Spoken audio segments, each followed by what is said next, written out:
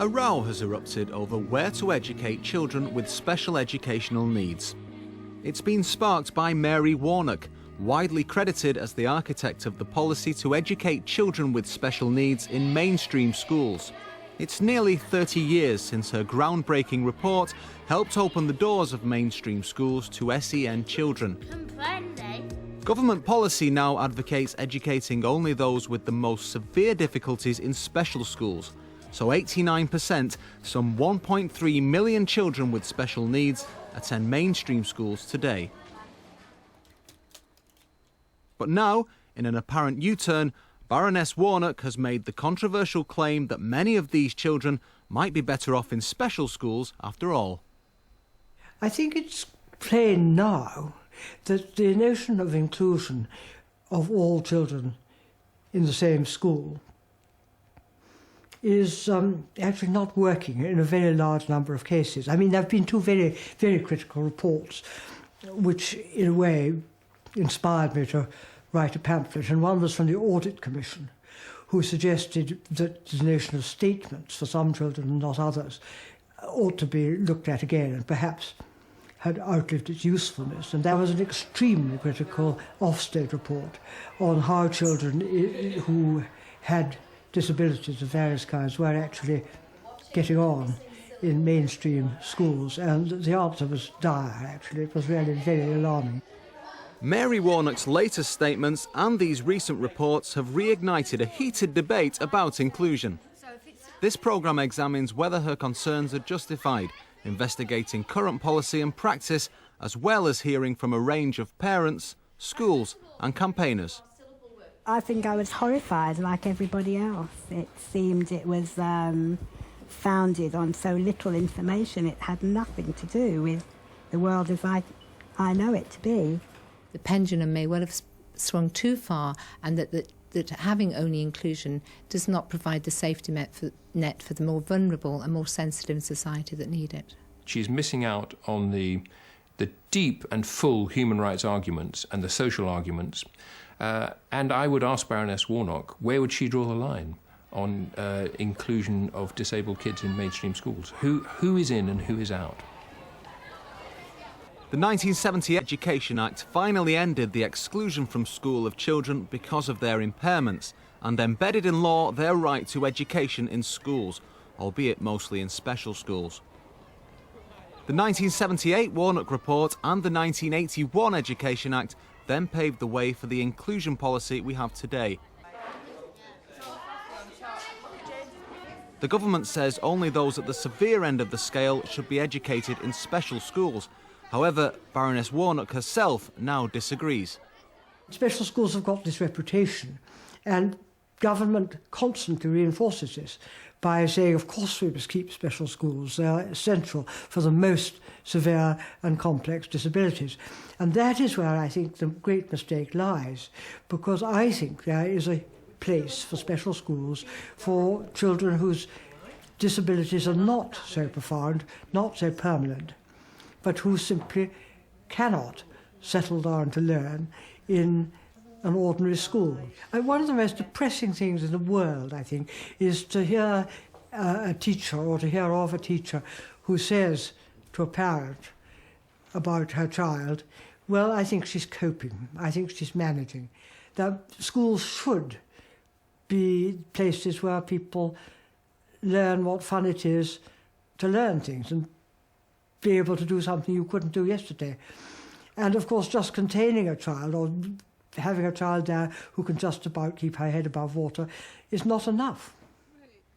However, various pro-inclusion lobbyists argue that it not only works, it works well.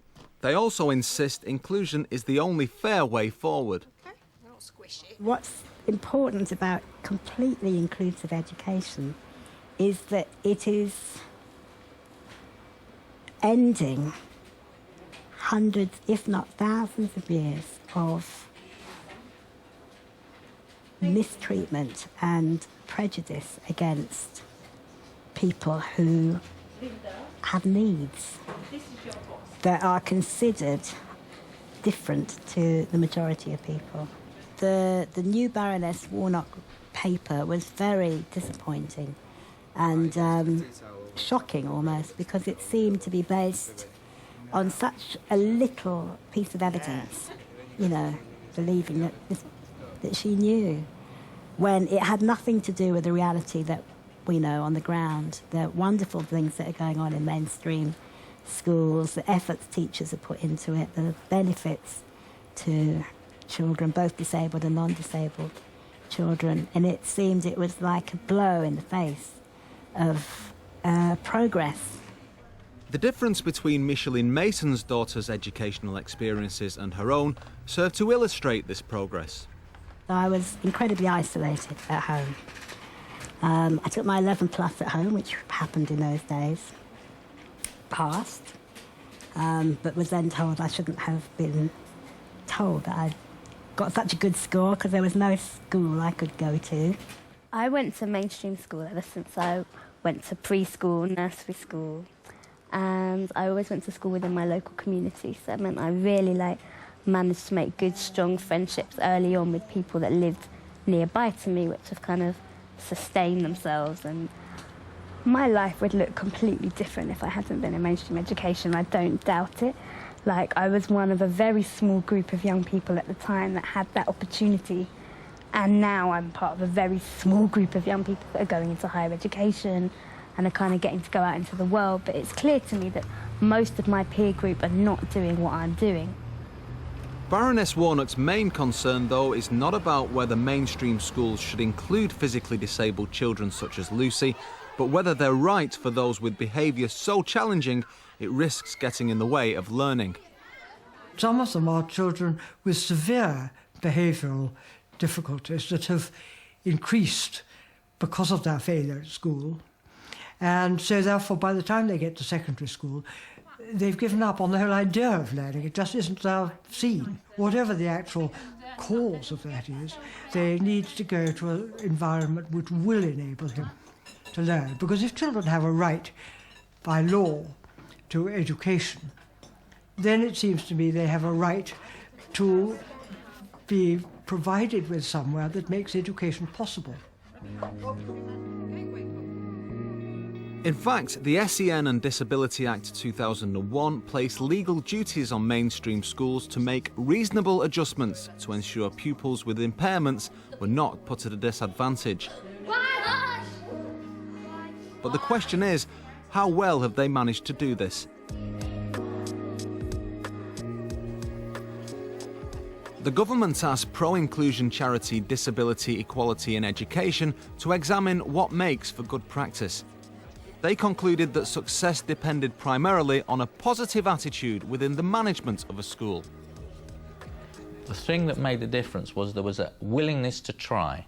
There was an ethos where people thought it was a human rights issue, that these children should be here, they live in our community, and we will transform our school, remove the barriers, develop techniques, we'll actually develop education for them, and we will support peer integration, peer support. Now, if you do those sorts of things with strong leadership from the school, there is no reason at all why it can't happen.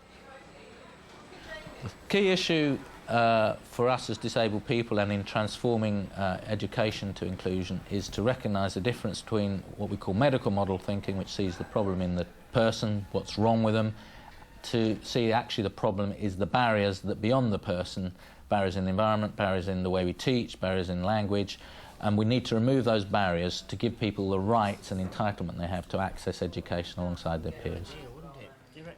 Glossopdale in Derbyshire was one school judged to have got it right. The school has a long history of inclusion going back to the 1970s following the original Warnock report, with its success apparently countering Baroness Warnock's arguments. There are several things that make inclusion work. One of the things from the school's point of view is that you need to have a senior management team who are very much behind inclusion, because that then filters down to the rest of across the rest of the school. And we have that here and have had for a long time. But we also have teaching staff who are very committed to it in all sorts of ways, not just the special needs staff, but the subject colleagues across. What we do works because the subject colleagues want to work with us on that. The children are part of all ability tutor groups, so although they might come out now and again for small group work to do with basic skills, if that's their difficulty, our main philosophy is that they're in school with everyone else, working alongside their peers, benefiting from the teaching of the main subject teachers, but with support in the classroom so that they can access what it is that's going on.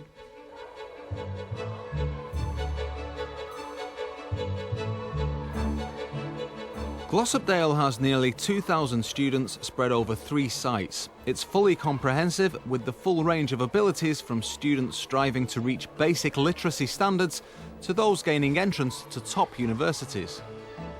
There are 40 staff on the special needs team. Of those, 12 are teachers and the other 28 are teaching assistants. Some of the teaching staff are linked to year groups, and they have an overview of the statement of students and all the students with special needs in that year group, and they'll go up through the school with them, so they get to know them very well. Other members of the team are linked to curriculum areas, so they'll work with those areas looking at curriculum differentiation, delivering, again, in-class support.